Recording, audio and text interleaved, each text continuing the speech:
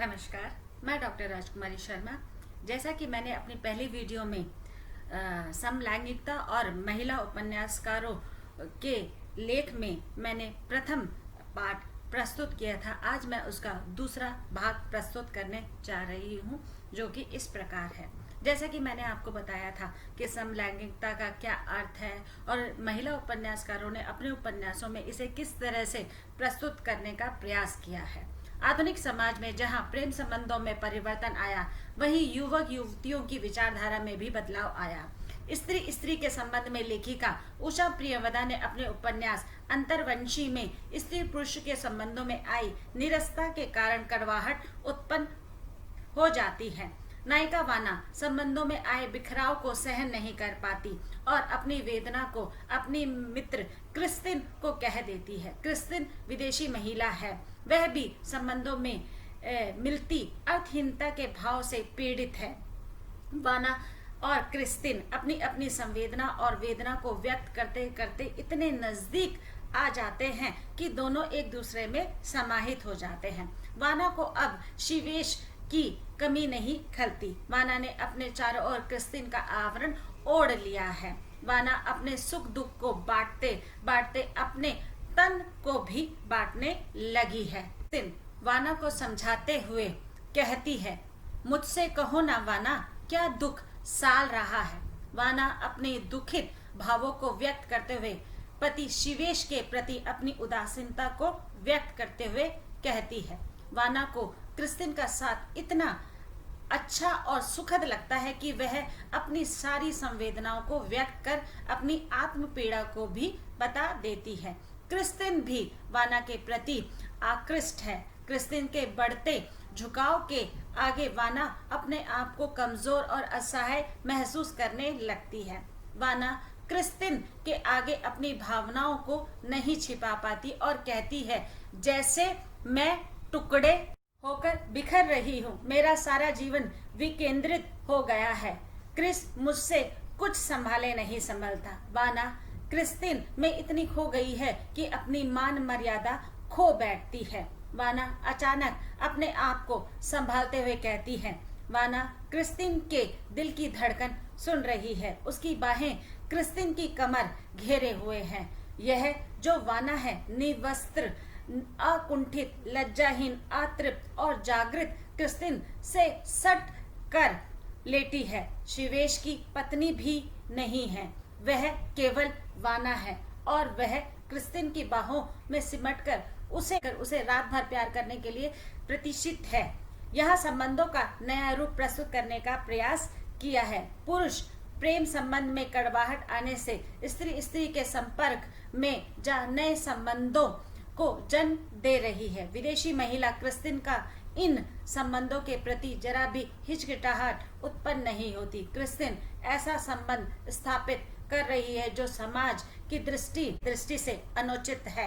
वाना क्रिस्टिन को खुलकर समर्पित करती है तो पर कहीं न कहीं उसे यह एहसास भी होता है कि वह गलत कर रही है।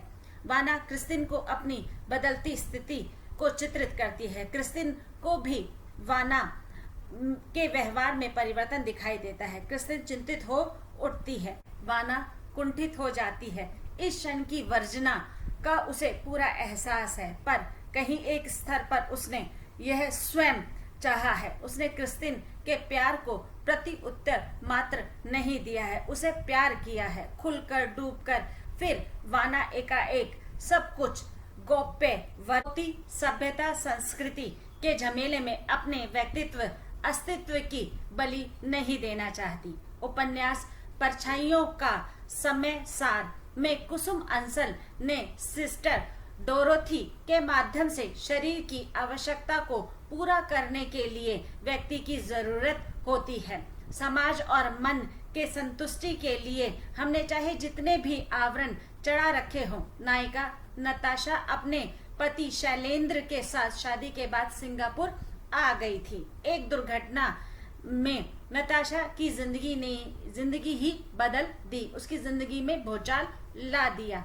यह शादी के कुछ महीने ही बीते थे कि शैलेंद्र का एक्सीडेंट हो जाता है और उसकी रीढ़ की हड्डी टूट जाती है। जिसके कारण इलाज चलने के लिए सालों वर्षों कैसे बीत जाते हैं पता ही नहीं चलता। घर अस्पताल बन जाता है और अस्पताल घर का रूप कभी नहीं ले पाता, जिसके कारण नताशा परेशान रहती है और रात दिन हॉस्पिटल में ही अपना जीवन यापन करती है। अस्पताल में डॉक्टर, सिस्टर, नर्स और नताशा शैलेंद्र के प्रति अपनी भावनाएं व्यक्त करते रहते हैं। नताशा के अलावा सबको ज्ञात था कि शैलेंद्र फिर से कभी भी पूरी तरह स्वस्थ नहीं हो पाएगा। सिस्टर डोरथी ने नताशा के काफी करीब हो गई थी इन दिनों, करीब इतने ही कि अपनी भावनाओं को व्यक्त करने से पीछे नहीं हटी। सिस्टर डोरथी कहती है, Natasha, sex it's a need, जरूरत है जिस्म की, जैसे पेट को दाल रोटी। जो नहीं मानते वह हिपोक्रेट हैं। नताशा, समाज से डरते हैं पर हम नहीं डरते। नताशा सिस्टर डोरथी की बातें सुन अचंभित हो जाती है।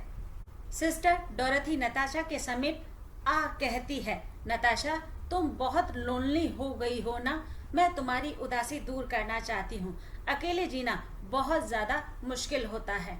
मैं तुम्हें आनंद की नई परिभाषा समझाना चाहती हूँ, सेफ सेक्स। नताशा को डोरथी की बातें समझ में नहीं आती और वह उसके समक्ष भी नहीं जाना चाहती। मन अनेक संकोचों से उथल पुथल हो रहा था। एक बार सिस्टर डोरथी के निमंत्रण पर अपने अस्पताल के कॉटेज में जाकर सिस्टर डोरथी और एलिजा के संबंधों को देखा। द्वार अध खुला था, इस कारण मैं बेहिचक बिना खटखटाए भीतर चली गई। यह एक बड़ा सा कमरा था जिसकी खिड़की खुली थी। उसके जाली के पर्दे से छनते सूरज के प्रकाश से कमरा रोशन था। पलंग भी बिछा हुआ था और खुटियों पर कपड़े टंगे थे, परंतु मैंने जो देखा वह मुझे झकझोर गया। नताशा सिस्टर डोरथी के बारे में क्या सोचती थी? जब सिस्टर को यह सब करते देखा तो उसकी आंखें फटी की फटी रह गई। नताशा को उस दिन सिस्टर डोरथी और उनकी अतृप्त मानसिकता का भान हुआ। नताशा को उस रात नींद नहीं आई, बार बार यही ख्याल आया। सिस्टर डोरथी के कमरे का दृश्य और उसका एहसास अभी तक उसे कपकपा रहा था।